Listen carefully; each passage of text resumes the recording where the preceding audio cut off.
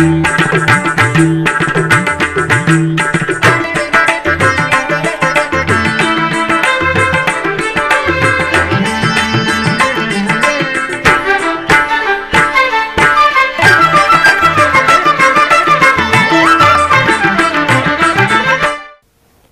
నమో వెంకటేశాయ.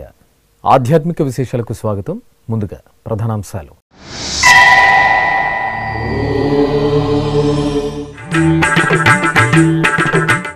తిరుమలలో వైభవంగా ముగిసిన ధార్మిక సదస్సు. మహనీయుల సూచనల అమలుకు పటిష్ట కార్యాచరణ. మీడియా సమావేశంలో తీర్మానాలు వెల్లడించిన టీటీడీ చైర్మన్.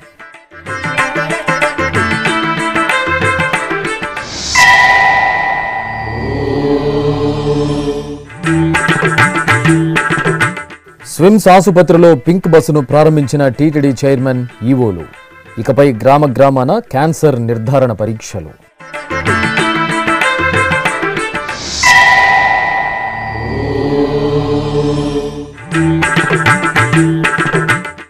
విశ్వశాంతి కోసం కొనసాగుతున్న టీటీడీ ధార్మిక క్రతువులు. అలిపిరి సప్త గోప్రదక్షిణ మందిరంలో శ్రీనివాస దివ్యానుగ్రహ హోమం.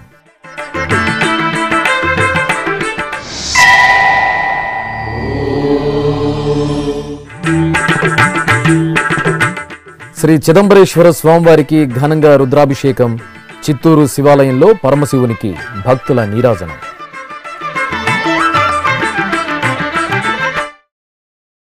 అఖిలాండకోటి బ్రహ్మాండ నాయకుడి చెంత 3 రోజుల పాటు జరిగిన శ్రీ వెంకటేశ్వర ధార్మిక సదస్సు విజయవంతంగా ముగిసింది. కాశీ నుండి కన్యాకుమారి వరకు దేశంలోని వివిధ ప్రాంతాల నుండి ఎందరో పీఠాధిపతులు, మఠాధిపతులు, స్వామీజీలు ఈ సదస్సులో పాల్గొని తమ అమూల్యమైన సందేశాలను వెలిబుచ్చారు.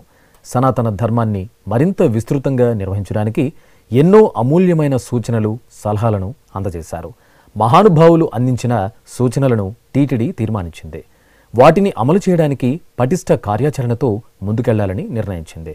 ధార్మిక సదస్సు ముగిసిన అనంతరం సోమవారం ఉదయం టీటీడీ చైర్మన్ భూమన కరుణాకర్ రెడ్డి సదస్సులో తీర్మానించిన అంశాలను వెల్లడించారు. వేల సంవత్సరాల సుదీర్ఘ చరిత్ర, కలియుగ ప్రారంభం నుంచి సాక్షాత్తు శ్రీ మహావిష్ణువే కొలువై ఉన్న పవిత్ర పుణ్యక్షేత్రం. చక్రవర్తులు, రాజులు, సామంతులు, ఆర్కాట్ నవాబులు, బ్రిటిష్ వారు, మహంతుల పరిపాలన నుండి 1933వ సంవత్సరం తిరుమల తిరుపతి పాలక మండలిగా ఏర్పడి దాదాపు 90 సంవత్సరాలకు పైగా పాలక మండలి ఆధ్వర్యంలో కార్యనిర్వహణ నిర్వహింపబడుతున్న ఈ పవిత్ర పుణ్యక్షేత్రంలో దాస సాహిత్య ప్రాజెక్టు, మాతృశ్రీ తరిగొండ వేంగమాంబ వాంగ్మయ project, Annamacharya project, Alwar Divya Prabandha project, నాలాయర దివ్య ప్రబంధ పారాయణ ప్రాజెక్టు, శ్రీనివాస కళ్యాణోత్సవ మరియు వెంకటేశ్వర వైభవోత్సవ ప్రాజెక్టు, ఇంకా అనేక రకాలైన ప్రాజెక్టుల ద్వారా ధార్మిక ప్రచారం విస్తృతంగా జరుగుతోంది అన్న విషయం మీకు తెలియంది కాదు. వెంకటేశ్వర స్వామి ఆలయం ప్రపంచవ్యాప్తంగా ఉన్న స్వామివారి భక్తులకు దర్శన భాగ్యం కలిగించటమే కాకుండా హైందవ సనాతన సంస్కృతిని, సాంప్రదాయాలని, ఆచారాలని పరిరక్షించాలన్న సదాచారంతో, సదాశయంతో ఇలాంటి ప్రాజెక్టులను ఎన్నో నిర్మించి అనేక ధర్మ ప్రజాహిత కార్యక్రమాలను నిర్వహిస్తూ వస్తున్నది దశాబ్దాల తరబడి. నేను గతంలో అధ్యక్షునిగా ఉన్న కాలంలోనే శ్రీ వెంకటేశ్వర భక్తి ఛానల్ని ఆనాడు పీఠాధిపతులు, మఠాధిపతులు, మహానుభావుల సదస్సులో వచ్చినటువంటి ఓ అమృత గుళికలాగా వచ్చిన ఈ సలహా మేరకే శ్రీ వెంకటేశ్వర భక్తి ఛానల్ని ఏర్పాటు చేయటం జరిగింది. ఇప్పుడు 4 భాషలలో అది అద్వితీయంగా దాదాపు 8 కోట్ల మంది వీక్షకులతో భక్తులనందరినీ కూడా తరింపచేస్తోంది. అనునిత్యము స్వామివారి ఆలయంలోనూ అమ్మవారి ఆలయంలోనూ జరిగే దైవిక కార్యక్రమాలన్నింటినీ కూడా చూడగలిగేటువంటి మహద్భాగ్యం భక్తులకు దీని ద్వారా కలిగింది అన్న విషయాన్ని తెలియజేస్తున్నాం. గతంలో నేను పాలక మండలి అధ్యక్షునిగా ఉన్నప్పుడే 2007లోనూ 2008లోనూ ఇలాంటి ధార్మిక సదస్సులను 2 సార్లు నిర్వహించాను. మళ్ళీ దేవదేవుడు ఇచ్చినటువంటి అనుగ్రహంతో 2వసారి అధ్యక్ష బాధ్యతలు స్వీకరించిన తర్వాత 17 సంవత్సరాల తర్వాత మళ్ళీ ఈ ధార్మిక సదస్సును నిర్వహించుకునేటువంటి అవకాశం లభించింది. 17 ఏళ్ల తర్వాత జరిగినటువంటి ఈ ధార్మిక సదస్సులో తీసుకున్నటువంటి అతి ముఖ్యమైన నిర్ణయం, హిందూ మతాన్ని నమ్మి ఈ ధర్మాన్ని ఆచరించాలా అనుకున్న ఇతర మతస్థులకెవ్వరికైనా తిరుమల క్షేత్రం ఒక వేదికగా ఉండాలని, సాక్షాత్తు ఈ ధార్మిక సదస్సులో ఈ మంచి నిర్ణయాన్ని తీసుకోండి, తద్వారా దేవాలయాలకన్నింటికి కూడా శిఖరాయమానంగా ఉంటూ వెంకటేశ్వర స్వామి ఆలయం క్రింద పనిచేయటానికి ఏ పీఠాధిపతి అయినా మఠాధిపతి అయినా సంసిద్ధంగా ఉంటారు కనుక ఈ ప్రాంగణము నుంచే, అంటే ఈ ఆలయ పరిసర ప్రాంతాల నుంచే ఈ సందేశం ప్రజల్లోకి తీసుకువెళ్ళమని వాళ్ళు చేసినటువంటి ఆజ్ఞాపనను అనుసరించి మొట్టమొదటి తీర్మానంగా ఇతర మతస్థులు స్వచ్ఛందంగా హిందూ మతాన్ని స్వీకరించేటువంటి వాళ్లకు ఒక ప్రాంగణము వేదిక తయారు చేసి సంప్రోక్షణ కార్యక్రమాల ద్వారా వాళ్లను హిందువులుగా తీసుకోవటం జరుగుతుంది, మార్చటం జరుగుతుంది అన్నటువంటి తీర్మానాన్ని మొట్టమొదట మీ ముందర ప్రవేశపెడుతున్నాం. సమాజంలో పిల్లల నుంచి పెద్దల వరకు హైందవ ధర్మాన్ని సరళంగా అందరికీ అర్థమయ్యే విధంగా చెప్పేవి పురాణాలు కనుక పురాణాల యొక్క విస్తృత ప్రచారం చేయుటకు, అదేవిధంగా సామర్థ్యం కలిగిన పురాణ ప్రవచన కర్తలకు శిక్షణ ఇచ్చుట అవసరము అన్నటువంటి తీర్మానం ఈ సదస్సు ద్వారా వచ్చింది అని తెలియజేస్తున్నాం. యాత్రికులకు తిరుమలలోలాగే తిరుపతిలో కూడా సంపూర్ణమైన ఆధ్యాత్మిక వాతావరణం, భక్తిభావం కలగాలని, అందుకు తగినట్లుగా తిరుపతి రూపురేఖలను ఆధ్యాత్మికత ఉట్టిపడే విధంగా తీర్చిదిద్దాలన్నటువంటి ఒక తీర్మానాన్ని సదస్సు చేసింది అని తెలియజేస్తున్నాం.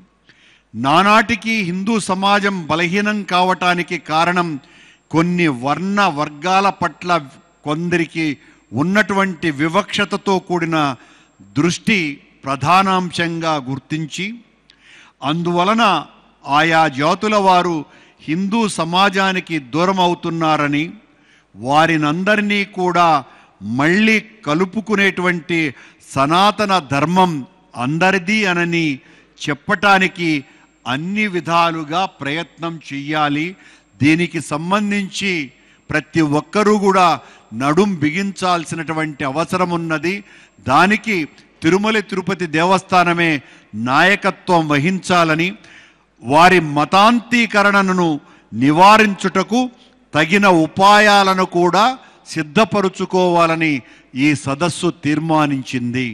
భారతీయ సమాజంలో అందరికీ చక్కని సంస్కారాలను నేర్పేవి దేవాలయాలు.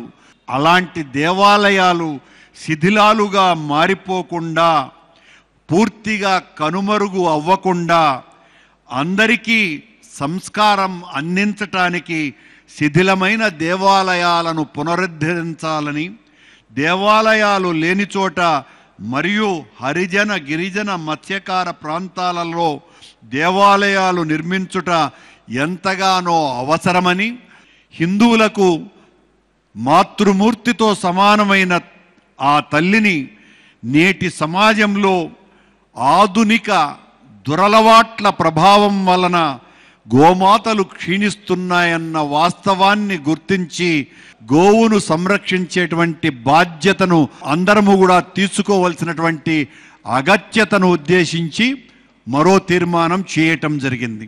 హిందూ ధర్మానికి మూలం వేదములు, శాస్త్రములు, సంహితలు. వేద శాస్త్రాల పరిరక్షణ ఖచ్చితంగా అమలు పరచాల్సినటువంటి అవసరం ఉన్నది అని, దానికోసమని ఇతోధికంగా కృషి చేయవలసినటువంటి కార్యాచరణ ఉండాలా అని ఒక తీర్మానం చేయటం జరిగింది. ఈ తరంలో, నవీన తరంలో మానవీయ విలువలను పెంపొందించేటువంటి మన ధర్మ ఆచార సంస్కృతి సంబంధించినటువంటి వ్యవహారాలలో అన్ని విధాలుగా అందరికీ అర్థమయ్యే రీతిలో ఆ ధర్మ ప్రచారం చేయవలసినటువంటి అవసరం ఎంతో ఉన్నది అని తీర్మానం చేయటం జరిగింది. ఏ సమాజంలో తల్లి తన పిల్లలను శ్రద్ధగా పెంచుతుందో ఆ సమాజం ధర్మనిలయం అవుతుందని, కనుక హిందూ సమాజంలో ప్రతి మాతృమూర్తి తన పిల్లలకు బాల్యం నుంచి ధర్మబోధను చేయటానికి తగు విధంగా మాతృమూర్తులకు ధర్మనిష్టను కలుగజేసే శిక్షణా కార్యక్రమాలు అవసరమని సదస్సు మరో తీర్మానం చేసింది. నేటి సమాజంలో హిందూ యువతీ యువకులలో చాలామంది తమ చుట్టూ ఉన్న పాశ్చాత్య పోకడల ప్రభావం వలన, ప్రపంచీకరణ నేపథ్యంలో జరుగుతున్నటువంటి వికారాల వలన, ధన కనకాది ప్రలోభాల వలన స్వధర్మాన్ని విడిచిపెట్టి మతాంతీకరణలకు లోనవుతున్నారు అన్న సంగతిని కూడా గుర్తించి ఈ పరిస్థితిని చక్కదిద్దటానికై ఎన్నో విధాలైనటువంటి శిక్షణా శిబిరాలను నిర్వహించటం, తద్వారా వాళ్ళల్లో ప్రపంచంలో ఉన్నటువంటి అన్ని మతాల కంటే హిందూ ధర్మం అత్యంత ప్రాచీనమైనదని, పురాతనమైనదని, సకల మానవ జంతు ప్రకృతి పరిరక్షణ ధ్యేయంగానే మన ధర్మాలు వేదాలు ప్రబోధిస్తున్నాయని, అది తెలుసుకోవలసినటువంటి అగత్యాన్ని గుర్తించి దానికి ప్రత్యేక శిక్షణా శిబిరాలు బోధించవలసినటువంటి అవసరాన్ని ఈ సదస్సు తీర్మానించింది. సహజంగా ఎన్నో అరుదైన వృక్ష జంతు జాతులకు ఆశ్రయమైన తిరుమలలో ఉన్న సప్తగిరులు ప్రయత్నపూర్వకంగా ఈ తిరుమల వనాలను, తిరుమలలోని వేలాది తీర్థాలను జాగ్రత్తగా పరిరక్షించి తిరుమల తిరుపతి మరియు వీటి పరిసర ప్రాంతాలను ఒక ప్రత్యేకమైన జీవ వైవిధ్య క్షేత్రంగా పరిరక్షించాలి అని కూడా తీర్మానం చేయటం జరిగింది. ఇక్కడ ఉన్నటువంటి తీర్థాలు దాదాపు 108 తీర్థాలకు పైగా ఉన్నాయి. వాటినన్నింటినీ కూడా వచ్చేటువంటి భక్తులకు పరిచయము చేయవలసినటువంటి బాధ్యతను కూడా గుర్తించి దాని మీద కూడా ప్రత్యేకమైన శిక్షణ ఇవ్వటానికి ఈ తీర్మానం చేయటం జరిగింది. వివిధ సేవలు, సత్సంగం, భజన మండళ్ళు, ఇతర బృంద వ్యవస్థలను కూడా బలోపేతం చేయాలన్నటువంటి తీర్మానం కూడా చేయటం జరిగింది. 2007-2008 సంవత్సరాలలో నిర్వహించబడ్డటువంటి ధార్మిక సదస్సులను, తీర్మానాలను అనుసరించి హరిజన గిరిజన మత్స్యకారులు మతాంతీకరణము నివారించుటకై అనేక కార్యక్రమాలు ప్రస్తుతం తక్కువ స్థాయిలో జరుపబడుతున్నటువంటి మరియు మధ్యలో నిలిపివేయబడిన ప్రణాళికనన్నింటికీ పునరుజ్జీవన చేయాలని, తిరిగి బలోపేతం చేసి వాటినన్నింటినీ కూడా మళ్ళీ ప్రజాబాహుల్యంలోకి విస్తృతంగా తీసుకువెళ్ళాలని పీఠాధిపతుల సదస్సులో మరొక తీర్మానాన్ని చేయటం జరిగింది.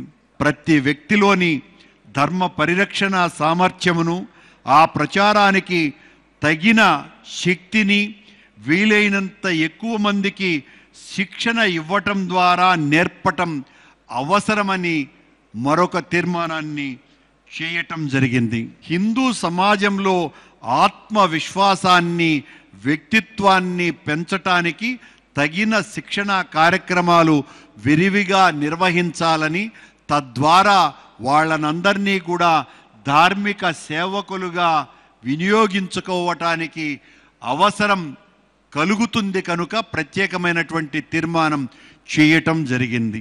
12 మంది ఆళ్వారుల చేత మానవాళి శ్రేయస్సు కోసం అందించబడ్డటువంటి ద్రవిడ వేదమును కూడా విస్తృతంగా, విస్తారంగా, పెద్ద ఎత్తున ప్రజాబాహుళ్యంలోకి తీసుకువెళ్ళటానికి తగిన ప్రోత్సాహము, దానికి తగిన గుర్తింపు కలిగించే విధంగా చర్యలు తీసుకోవాలన్నటువంటి తీర్మానం చేయటం జరిగింది. వివిధ పాఠశాలల్లో ప్రస్తుతం అమలవుతున్న పాఠ్య ప్రణాళికలలో హిందూ ధర్మ ప్రాధాన్యతకు పెద్దపీట వేయాలని, ఇందుకై మరిన్ని ధర్మ ప్రబోధకమైనటువంటి ప్రణాళికలు అవసరమని ఈ సదస్సు తీర్మానించింది. హిందూ ధర్మాన్ని ప్రచారం చేయటానికి కూడా అన్ని విధాల ఈ ప్రచార ప్రసార మాధ్యమాలను వినియోగించుకోవాలని, పెద్ద ఎత్తున తద్వారా ధర్మ ప్రబోధాలను ప్రజాబాహుళ్యంలోకి మరింత చొరవగా, వేగవంతంగా తీసుకొని పోవాలా అన్నటువంటి తీర్మానం చేయటం జరిగింది. ప్రపంచంలో ఉన్న దేవాలయాలకంతా కూడా తిరుమల తిరుపతి దేవస్థానం నాయకత్వం వహించే శక్తి ఉన్నది కనుక తిరుమల తిరుపతి దేవస్థానంతో కలిసి ఇటువంటి ధార్మిక సదస్సులను మరిన్నింటిని నిర్వహించటానికి సహకరించాలన్నటువంటి నిర్ణయం తీసుకొని హిందూ ధర్మ పరిరక్షణకై ఈ సదస్సు ఎంతగానో దోహదపడుతున్నదని, ఇటువంటి సదస్సులు ప్రతి సంవత్సరము ఒకసారి తిరుమలలో కానీ కనీసం తిరుపతిలోనైనా జరగాలి అని, అలాగే గ్రామస్థాయిలోనూ జిల్లా స్థాయిలోనూ కూడా నిర్దిష్ట కాల పరిమితిలో తరచూ ఇలాంటివి చిన్నవి నిర్వహించుకునే అవకాశం ఉండాలని ఈ సదస్సు నిర్ణయించింది. ఈ సదస్సులో తీసుకున్న తీర్మానాలన్నింటినీ కేవలం తిరుమల తిరుపతి దేవస్థానములు మాత్రమే ఆచరించటం కాకుండా హిందూ ధర్మరక్షణకు పాటుపడే అన్ని ధార్మిక సంస్థలు కూడా అమలు పరచాలా అని, ఇది కేవలం తిరుమల తిరుపతి దేవస్థానానికి మాత్రమే పరిమితి కాకూడదని, మొత్తం దేశంలోనూ ప్రపంచంలో ఉన్నటువంటి అన్ని ధార్మిక సంస్థలకు ఈ సందేశము, ఈ తీర్మానాలు అందటం ద్వారా ఎవరికి వాళ్ళు ఈ తీర్మానాల సారాంశాన్ని అమలుపరచటానికి కృషి చేయాలా అని కూడా తీర్మానించటం జరిగింది. తిరుమల దివ్యక్షేత్రంలో 3 రోజుల పాటు జరిగిన శ్రీ వెంకటేశ్వర ధార్మిక సదస్సు అత్యంత విజయవంతంగా ముగిసింది. దేశంలోని పలు ప్రాంతాల నుండి పీఠాధిపతులు, మఠాధిపతులు, స్వామీజీలు ఈ సదస్సుకు విచ్చేసి గ్రామాన సనాతన ధర్మాన్ని పాదుకొల్పడానికి టీటీడీ చేపట్టాల్సిన కార్యక్రమాలను తమ అనుగ్రహ భాషణం ద్వారా తెలియజేశారు. ఈ సందర్భంగా ప్రారంభ కార్యక్రమంలో టీటీడీ చైర్మన్ భూమన కరుణాకర్ రెడ్డి మాట్లాడుతూ మహనీయులు అందించిన అమూల్యమైన సూచనలను తీర్మానించి సనాతన ధర్మ ప్రచారానికి సేవకులుగా పనిచేస్తామని తెలిపారు. సనాతన హిందూ ధర్మ పరిరక్షణ కోసమే శ్రీ వెంకటేశ్వర ధార్మిక సదస్సును నిర్వహించామని, తద్వారా మహాపురుషులు మాకు కర్తవ్య బోధ చేశారని, ఆ కర్తవ్యాలను ప్రజల్లోకి తీసుకువెళ్లే సేవకులుగా పనిచేస్తామని టీటీడీ చైర్మన్ భూమన కరుణాకర్ రెడ్డి స్పష్టీకరించారు. తిరుమలలోని ఆస్థాన మండపంలో 3వ రోజు జరిగిన ధార్మిక సదస్సు ప్రారంభ కార్యక్రమంలో ఆయన మాట్లాడుతూ వ్యక్తిగతంగా తాను రాజకీయ నాయకుడైన తిరుపతిలో ఆధ్యాత్మిక గుబాళింపు ప్రసరించేలా 22 రోడ్లు నిర్మించి శ్రీ వెంకటేశ్వర స్వామివారికి అనన్య సేవలందించిన మహానుభావులు, మహాతల్లుల పేర్లను పెట్టడం జరిగిందన్నారు. ఈరోజు సమాపన సమావేశ సందర్భంగా గత 2 రోజులు స్వాముల వారి దివ్య ఆశీస్సులతో విచ్చేసినటువంటి మఠాధిపతులు, పీఠాధిపతులు, ద్వైత, అద్వైత, విశిష్టాద్వైత మహాపురుషులంతా కూడా వాళ్ళు చేసినటువంటి అనుగ్రహ భాషణ ఖగరాజు అమృతపు చుక్కల్ని మోసుకొచ్చి ధర్మవర్షంగా ఈ ప్రాంగణం మీద కురిపించినట్టుగా అనిపించింది. స్వామివారి పాదోదకం మా అందరి మీద చల్లినట్టుగా అనిపించింది. అద్భుతమైనటువంటి ఆలోచనల మథన జరిగింది. ఆనాడు అమృతం తేవటానికి చిలికినటువంటి మథన ఈ రోజున ఈ 3 రోజుల పాటు స్వామివారి ఆస్థాన మంటపంలో జరిగింది అన్నటువంటి భావనతో తిరుమల తిరుపతి పాలక మండలి, కార్యనిర్వహణ అధికారితో సహా యంత్రాంగమంతా కూడా పులకాంకితమైనది. మాకు కర్తవ్య బోధ చేశారు. దాన్ని మేం మరింతగా ప్రజల్లోకి తీసుకువెళ్ళేటువంటి భగవత్ సేవకులుగా పనిచేస్తామని ఆ స్వామి సాక్షిగా ప్రమాణం చేస్తూ ఈ వితర్తి నుంచి ఈ సందర్భంగా ఒక 2 నిమిషాలు పాలక మండలి తిరుపతికి సంబంధించిన విషయాలే కాకుండా ఈ రోజున తిరుపతి నగరంలో దాదాపు 22 రహదారులకు నేను వ్యక్తిగా ఒక రాజకీయుడినే అయ్యి ఉండవచ్చు కానీ ఆ ఆధ్యాత్మిక గుబాళింపు తిరుపతి నగరంలో ప్రసరిల్లాలి అన్నటువంటి ఆలోచనతో వెంకటేశ్వర స్వామికి అనన్య సామాన్యమైనటువంటి రీతిలో సేవలు అందించినటువంటి మహానుభావుల పేర్లతో జగద్గురువు రామానుజాచార్య పేరుతో ఒక రహదారిని,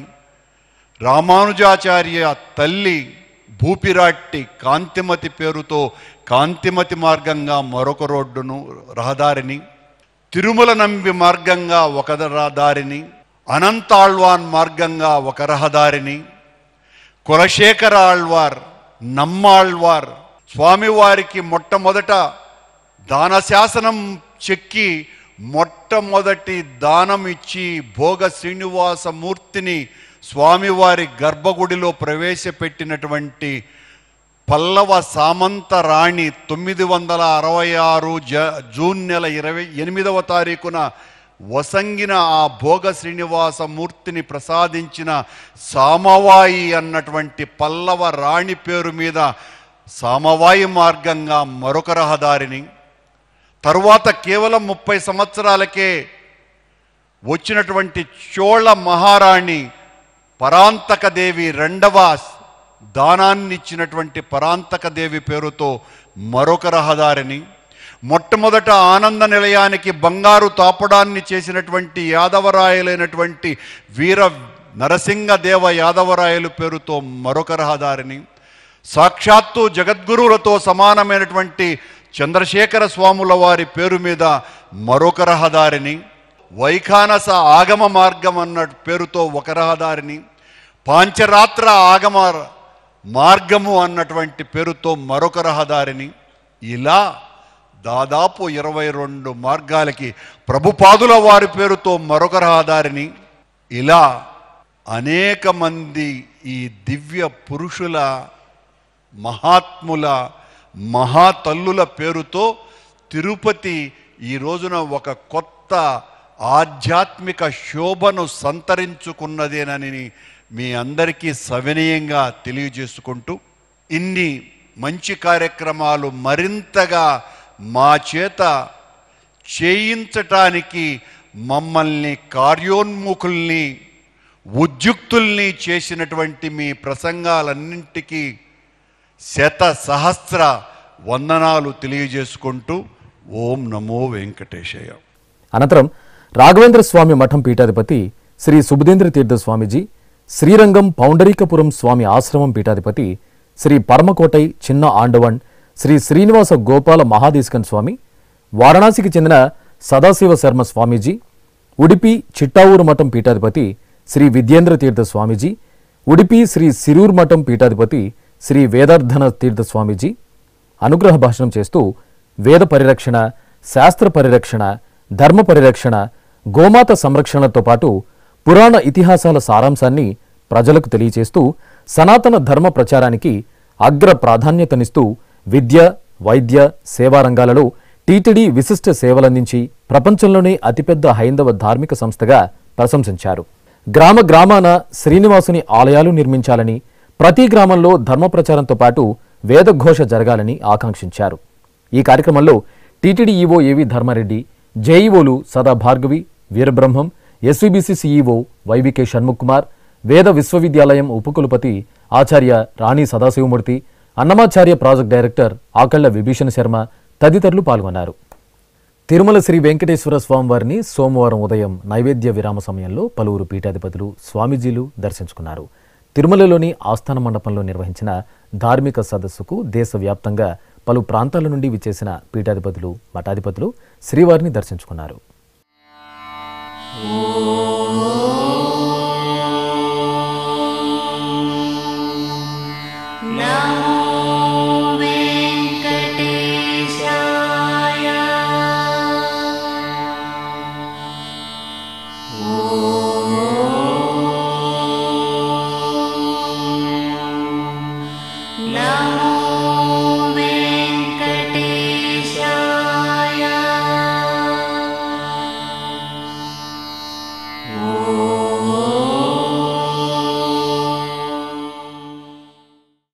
తిరుపతిలోని స్విమ్స్ ఆసుపత్రిలో మొబైల్ క్యాన్సర్ నిర్ధారణ పరీక్షల పింక్ బస్సును ఆదివారం సాయంత్రం ప్రారంభించారు.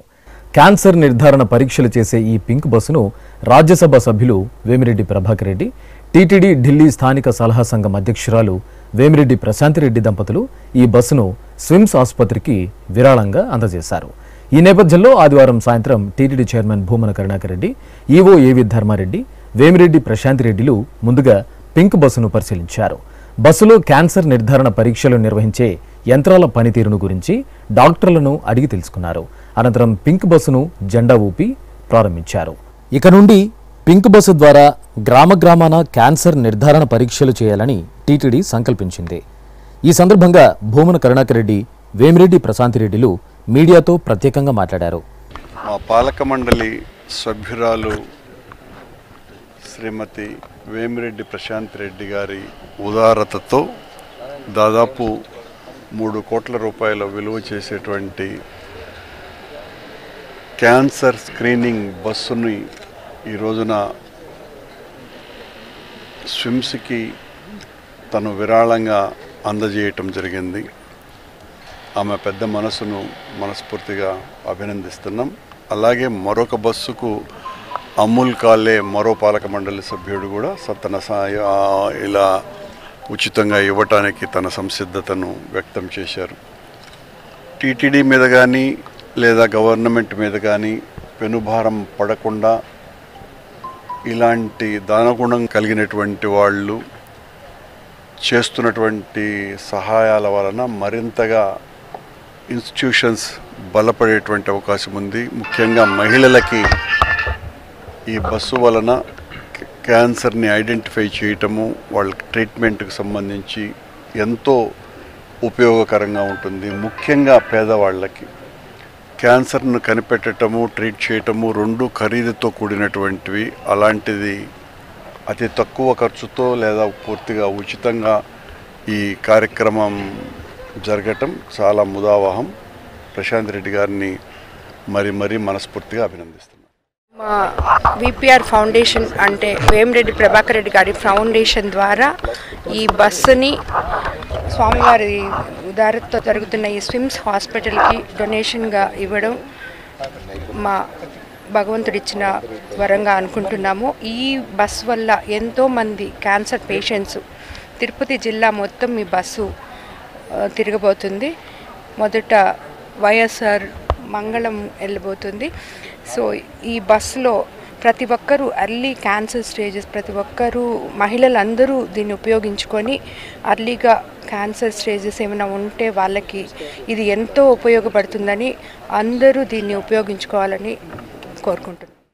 ఈ కార్యక్రమంలో ఆంధ్రప్రదేశ్ వైద్య ఆరోగ్య శాఖ ప్రత్యేక ప్రధాన కార్యదర్శి Krishnababu, JEO Sadabhargavi, SVIMS director RV Kumar, స్విమ్స్లోని సీనియర్ అధికారులు, డాక్టర్లు పాల్గొన్నారు.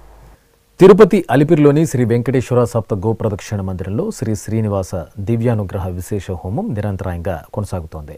పుట్టినరోజు, పెళ్లిరోజు, షష్ఠిపూర్తి, ఇతర శుభ సందర్భాలలో భక్తులు తమ మనోభీష్టాలను నెరవేర్చుకునే విధంగా శ్రీవారి ఆశీస్సులు మెండుగా లభించేలా టీటీడీ ఈ విశేష హోమ క్రతువును నిర్వహిస్తోంది. ఈ సందర్భంగా సోమవారం ఉదయం యాగమండపంలో ఎస్వి వేద విశ్వవిద్యాలయం వైఖానస ఆగమ పండితుల చేత ప్రత్యేక వేదికపై శ్రీదేవి భూదేవి సమేత శ్రీ వెంకటేశ్వర స్వామివారిని, శ్రీ సుదర్శన చక్రతాళ్వార్లను కొలువు తీర్చి వైదిక పూజలను పూర్తి చేశారు. అనంతరం వేదమంత్రోచ్చారణల నడుమ మహాసంకల్పపూర్వకంగా శ్రీ శ్రీనివాస దివ్యానుగ్రహ విశేష హోమాన్ని నిర్వహించి పూర్ణాహుతి సమర్పించారు. చిత్తూరు గిరింపేటలో కొలువైన శ్రీ శివగామ సుందరి సమేత శ్రీ చిదంబరేశ్వర స్వామివారి ఆలయంలో స్వామివారికి అభిషేకం వేడుకగా జరిగింది. వేకోజామునే చిదంబరేశ్వరునికి నిత్యారాధనలు నిర్వహించిన అర్చకులు ఆలయ ఆవరణలో నెలవైన శ్రీ గణనాథుడు, సుబ్రహ్మణ్య స్వామి, చండికేశ్వర స్వామి పరివార దేవతామూర్తులకు అమ్మవారికి అభిషేకం చేశారు. అనంతరం నమక చమక సహిత ఏకాదశ రుద్రాభిషేకాన్ని చిదంబరేశ్వరునికి కనుల పండుగగా నిర్వహించారు. పుష్పమాలలతో అలంకరించి బిల్వపత్రాలతో సహస్రనామాల సహితంగా అర్చనలు చేశారు. నివేదనలు సమర్పించి ఏక, పంచ, నక్షత్ర, చక్ర, కుంభాది హారతులు సమర్పించారు.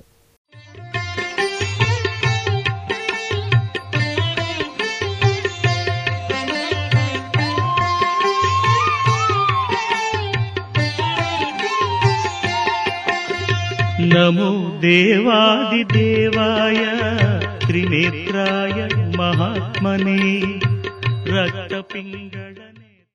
కడప నగరం హనుమప్ప వీధిలో కొలువైన శ్రీ నడివీధి గంగమ్మ తల్లి పల్లకి ఉత్సవం కోలాహలంగా జరిగింది. ముందుగా చల్లని తల్లి గంగమ్మ మూలమూర్తికి నిత్య పూజాధికాలు పూర్తి చేసిన తర్వాత అర్చకులు పట్టు వస్త్రాలు, ఆభరణాలు, పుష్పమాలలతో దివ్య సుందరంగా అలంకరించి హారతులు సమర్పించారు. ఆపై అమ్మవారి ఉత్సవమూర్తిని సుందరంగా పల్లకిపై కొలువు తీర్చి మేళతాళాలు, మంగళ వాయిద్యాల నడుమ ఆలయ ప్రాకారంలో ఊరేగించారు. భక్తులు గ్రామదేవతను దర్శించుకుని మొక్కులు తీర్చుకున్నారు.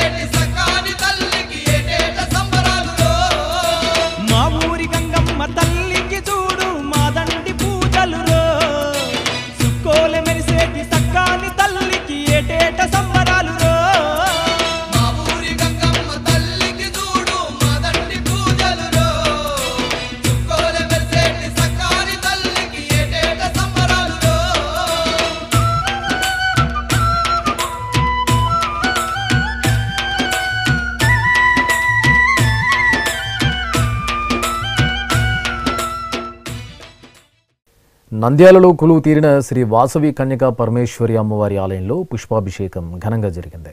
వాసవి దీక్ష మండలి సభ్యుల ఆధ్వర్యంలో నిర్వహించిన ఉత్సవంలో భక్తులు పాల్గొని పరవశులయ్యారు.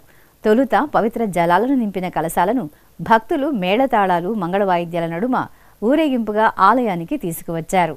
అనంతరం అర్చకులు అమ్మవారి ఉత్సవ మూర్తికి పంచామృతాలు, సుగంధ పరిమళ ద్రవ్యాలు, శుద్ధ జలాలతో అభిషేకం చేశారు. ఆపై మండపంలో అమ్మవారిని సుందర శోభితంగా కొలువు తీర్చి వర్ణశోభిత పుష్పాలతో పుష్పాభిషేకం జరిపి నైవేద్యం, మంగళహారతులు సమర్పించారు.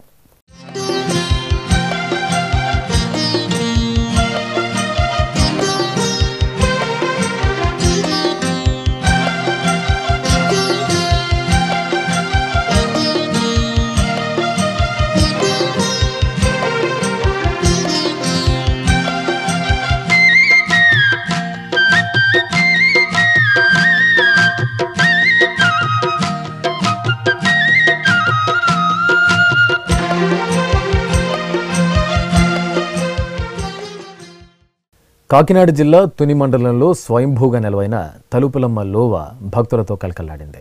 అమ్మవారి దర్శనార్థం తరలివచ్చిన భక్తులతో పరిసరాలు కనువిందు చేశాయి. ఇక మాసోత్సవాలను పురస్కరించుకుని అర్చకులు తలుపులమ్మ తల్లికి ఉదయాత్పూర్వ ఆరాధనలు పూర్తి చేసిన తరువాత పట్టు వస్త్రాలు, ఆభరణాలు, పూలమాలలు, నిమ్మకాయల హారాలతో చూడచక్కగా అలంకరించారు.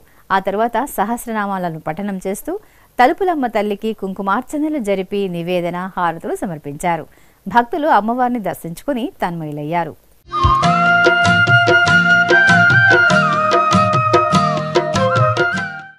ఆధ్యాత్మిక విశేషాలు ఇంతటితో సమాప్తం. తిరిగి రాత్రి 9 గంటలకు ప్రసారమయ్యే ఆధ్యాత్మిక విశేషాల్లో మళ్ళీ కలుసుకుందాం. ఓం నమో వెంకటేశాయ.